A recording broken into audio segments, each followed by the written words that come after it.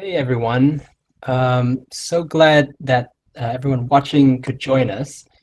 We've got a wonderful panel today.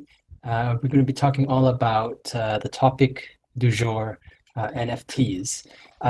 So a little bit about me. My name is Joon Ian Wong. I'm a founding co-president of the Association of Cryptocurrency Journalists and Researchers. It's a bit of a mouthful. Check us out, acjr.network. We're a nonprofit and we're dedicated to improving the quality of reporting and research on the space. Besides ACJR, I'm also involved in lots of things, including social tokens, and I was a journalist at CoinDesk very early on, starting back in 2013. But enough about me. Let me just introduce our great panel here. We have Fnnch, who is a street artist and crypto artist as well, based in San Francisco, and Pplpleasr, who is I think probably needs no introduction at this stage, but obviously very well known in the DeFi space, and kind of the maybe the muse of an entire DAO, which we will get into, I think, in a little bit. So welcome. Thank you for joining this awesome panel. Thank you for having us. Thank you. And big thanks to Dan Roberts at Decrypt for setting this all up for us.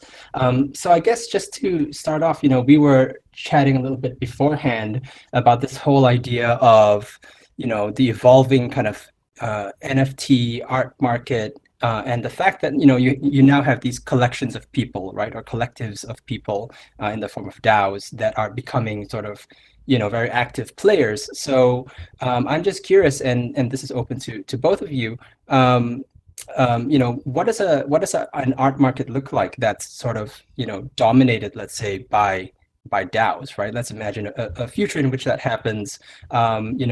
As artists, how does this change the way you think about your collectors, or change the way you think about your work? So open to the floor. I think it could be like exciting to imagine a future where DAOs could almost function like media companies or something. So I spoke about this a little bit in my panel with Andreessen Horowitz, but basically as sort of like ideas and concepts become more complex within the society, then that's where DAOs become useful, where people who like are each talented or knowledgeable in their own field can come together and then create a DAO and then tackle sort of more complex concepts and problems that maybe are too complex for a single individual to take on. And it's quite similar to how animation works as well.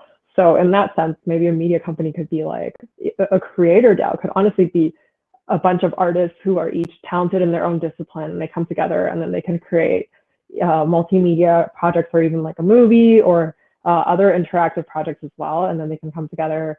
And so, and the collector DAOs, I feel like, are pretty straightforward. And then creator DAOs could also head towards that direction. That's just what I can think of off the top of my head. What about you? Yeah, in the fine art world, we've seen some attempts to do kind of groups of collectors.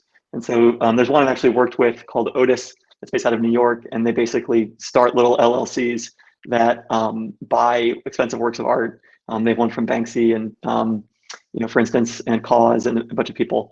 They also do like collectibles, like Pokemon cards and things. And then you can basically buy and sell shares in those LLCs.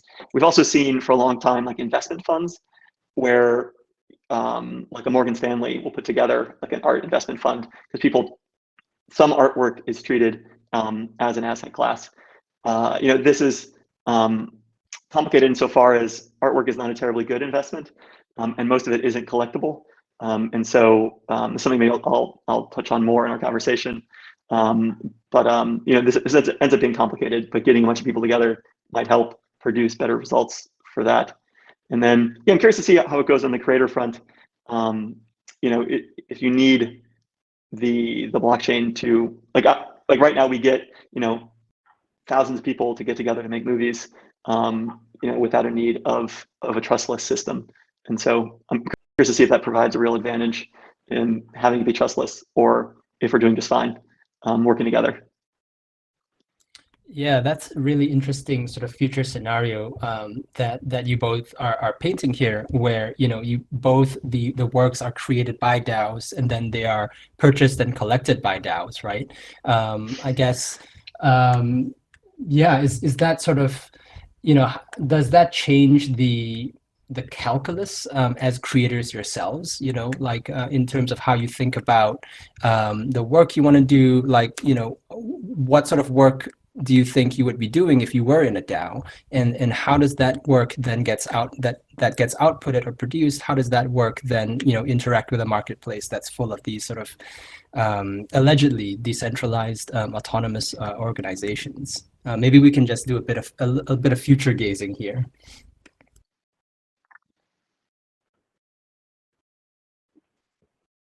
Do you want to go first?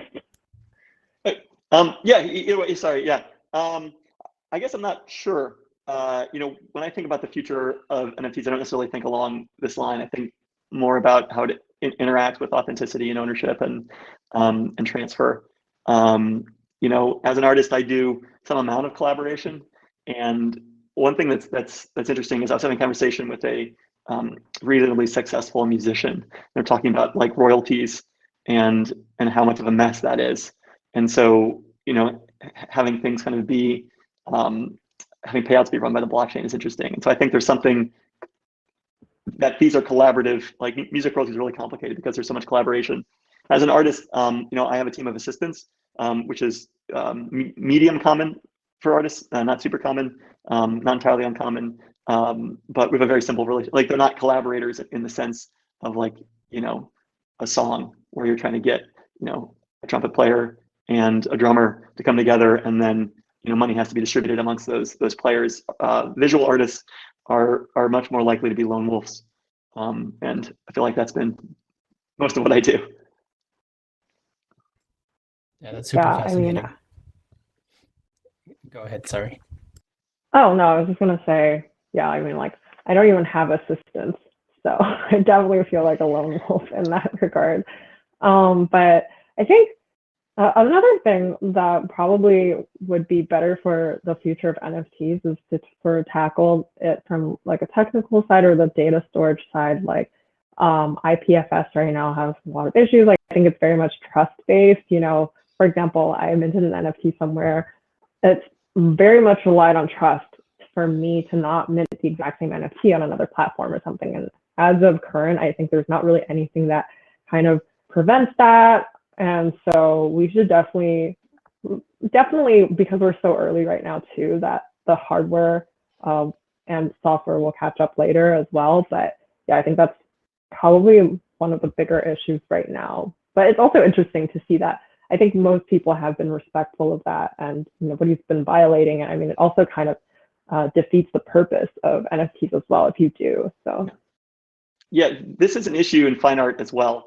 So I'll give you two examples from my own practice where this comes up. One of them is that most of the works I do are from editions.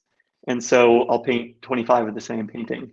And someone comes to me and is like, oh, can you just paint me a 26th, right? And in some sense, it's low cost to me.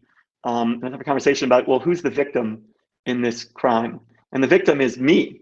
If I erode trust in myself as an artist by over minting an edition, then people won't want to collect my work. And so even though that trust is not being mediated by a blockchain, as an artist, you're always a central authority of some kind, right? And so you need to maintain trust in me. Another example of this, which is complicated, is I do work on commission. And so the way I think about this is I paint a lot of the same thing over and over again. So I paint a lot of honey bears, and maybe there's a bear in a baker hat. And it's like, okay, well, I've painted this in this size, like would I paint it in this size on canvas? And so I think about this as sort of an n-dimensional, the painting is represented by some number of dimensions, which is the medium, the dimension, like the size, whatever, the kinds of materials that I'm using. And so the way I think about it is in vector space, I'm trying to get the difference between two paintings to be large enough that a collector doesn't feel like I've made the same painting twice, right? And so so for sure, I would never paint on the same size canvas, the same image right, twice, that would completely defeat the point of making a unique work. But would I make it 2 inches smaller? I wouldn't, right? And so there's some amount here of, I already have to use my judgment to know when is a piece sufficiently different from previous pieces as to not, betray the trust of my collectors. And so, and again, this is all happening, like, there's already consequences to these actions, which is, trust in me is eroded, and then the value of my work goes down, or the collectability goes down. And so yeah, at some level, if you don't trust the artist, having an NFT there or not isn't gonna help. Yeah, no, that's super fascinating. I mean, I'm also learning about sort of the fine art market a little bit myself, and I guess you guys tell me if this makes any sense. So, obviously Banksy does lots of public art, right? And Pest Control is sort of the official Banksy agent that authenticates his art, right? And I just learned this recently that, for example, he did a stunt a few years ago with his defaced or die-faced notes, right? There were these 10-pound notes with Princess Diana's face on them, and they were from, the Banksy of England. And he did a few public events where he made it rain with these die-faced notes. And so, out there in the world, there are a certain number of people who hold these notes. And what I learned was, even if you had one of these notes from a public intervention, Pest Control won't authenticate them, right? So, which kind of means, it's then much harder for you to sell it on, right? It's harder for you to sell it because it won't come with a certificate of authentication. And I guess that to me illustrated the value of this whole chain of provenance back to the artist, which I guess is what we're all talking about here, right? That's why signing a signed NFT or an NFT minted by the artist actually is worth something, which it wasn't entirely clear to me before. Yeah. I was just going to say one housekeeping thing, which is I'm actually looking at the chat as well. So people who are watching this and you have questions, drop questions in there. I already have a few questions for you guys from the chat, which I'm collecting and which I will relay to you. So one question I had, and which I think Pplpleasr, you touched on a little bit, right? How much of this, all of the technical stuff that's going on blockchains, right? How much of that affects your decisions in terms of your work, right? And that's everything from like scaling, right? Which layer 2 do you pick? What sidechain? What marketplace? Which decentralized file storage solution? So I guess just talk us through a little bit through some of those considerations, which you already touched on a little bit. But what are some of the things that are top of mind right now for you as you think about the next few months? I'm pretty excited about Arweave, actually. Well, so back in November, I did sort of like a little collaboration with this guy, Graham, who's building the Mirror app. And so he basically commissioned an art piece for me, and then he deployed the first tradable NFT on Arweave. And he was talking about how Arweave's a lot better for data stored and rich data storage, and there's a lot of potential there, especially for assets that could go into the metaverse in the future. So I think that definitely is something that I would look forward to, but obviously a lot of things are sort of market controlled as well. And because everybody is so centric on the whole Ethereum and ERC 720s right now, that it's really hard to sort of migrate over or just have, because also you have to take into consideration collectors and fan base, all this kind of stuff. And so even with high gas fees, at least so far, it seems like Ethereum is the way to go. But I definitely think that hopefully in the future, we're going to branch out a little bit more as well. And I mean, I remember last year when I started minting NFTs, I was doing them on Rarible, and then audio wasn't even supported at the time. So then we could only upload GIFs, and then there was a file limit. It was only something really small, like 10 megabytes or something. So it's moving quickly. So I'm excited for it to sort of catch up and then see where that takes us. But personally, I am more bullish on NFTs within the metaverse. And, that goes beyond just sort of selling a piece of art, but it could be a character or special abilities or certain components on the character as well, which is sort of what I was exploring with Graham on the Arweave stuff back in November as well. So yeah, that's my take on it. Finch would love to hear. Yeah. Yeah, so I'd like to agree with that point. When I first saw it, like this most recent rise in the popularity of NFTs, it felt to me like when the motion picture was invented, what they did was just film plays. And so it felt the same, where it's like, we're just going to go take an artwork and attach an NFT to it. And I find that to be of somewhat limited interest, to me at least. And I would say that's for a couple of reasons. One is that there's just a display problem, which is that Bill Gates 20 years ago put a bunch of screens into his house and discovered that having a bunch of glowing rectangles around you is not the most fun experience. And it's also that these NFTs are here. Traditional fine art displays your taste and displays your wealth. And if the screen isn't authenticating the NFT itself, then you don't get that. And so, to me, I'm like, if we all lived in Second Life, this problem would be totally solved, right? The platform will verify the authenticity. You'll display it within the realm that you're already in, right? And it basically fulfills the some of the jobs that fine art does right now in the exact same way. And so I think that is something really to look forward to. I think these things are going to interact in a lot of other ways. I'm working on an NFT release right now where the NFT will relate to a physical artwork, right? And so it's trying to me, artists oftentimes use technology to reach some further end, right? And so I use aerosol paint, for instance, which is a relatively new technology, say 1970s, but it didn't really hit its stride in terms of artists until maybe the 90s. And so that allows me to achieve certain aesthetic ends. And so it's the same here, where it's like maybe we have goals with our artwork, and then we're just looking for tools.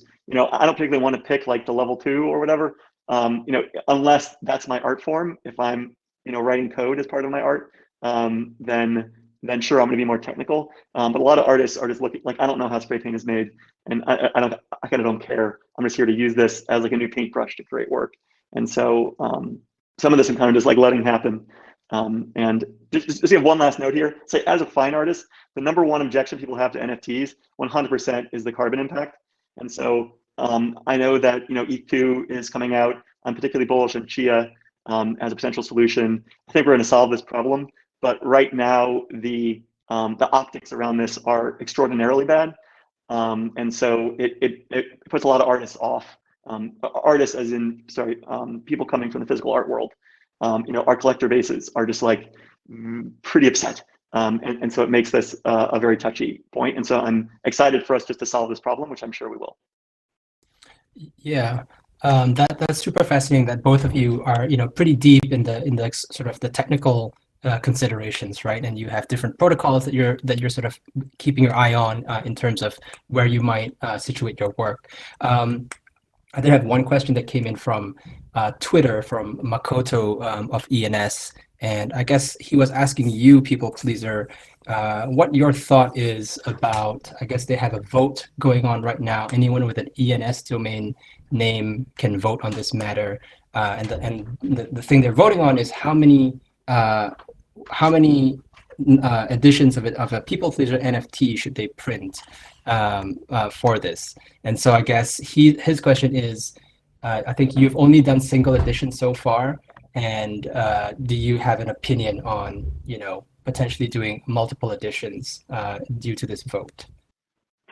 Well, I think the purpose of me collaborating with ENS services for this specific NFT scenario was, my thought was that a lot of people were complaining that my NFTs are really expensive, and I thought that a fun way to sort of like engage with the community was to like reward people who are active crypto users, right? So if you have an ENS domain, you're obviously deep in the crypto space, and so anybody. I think that I'm personally for as many editions as possible. I know there were some concerns about, if there's a lot of editions, then it gets less and less valuable. But I think this is just sort of like a POIP token, or just like a souvenir really for people, like rewarding people who have been active in the crypto space. And, it's not meant to be like people can flip this NFT for, a bunch of thousands of dollars. I think it's just hopefully something that people enjoy and they can keep, and they're like, oh, this is a people pleaser NFT, or they can not care about it. That's fine too. But I think the lots of additions is totally fine by me. Yeah, super interesting. We have 2 minutes left, so quick fire answer to this. This came from the chat. Somebody was asking, Jonathan Palmer was asking, what advice do you guys have for young artists that are getting into NFT art for the first time? So quick fire answers. Yeah, I'll start with this. It's the same as getting into visual art. You have to build an audience. Like, it doesn't really, nothing else matters. It doesn't matter if it's an NFT or if it's a painting or it's a song. People need to connect with your work and enjoy your work. If they do that, you'll find a way to become a successful artist. If you don't do that, it doesn't matter what technology you're using. Yeah, for me personally, I think honing your skills is really important. Don't just neglect skills because you think you have a style or whatever. And then also focus on making your audience feel something. I think it's really important. Brilliant. Well, thanks to my wonderful panel, and thanks to all of you for listening along. I think our time is up, so see you next time.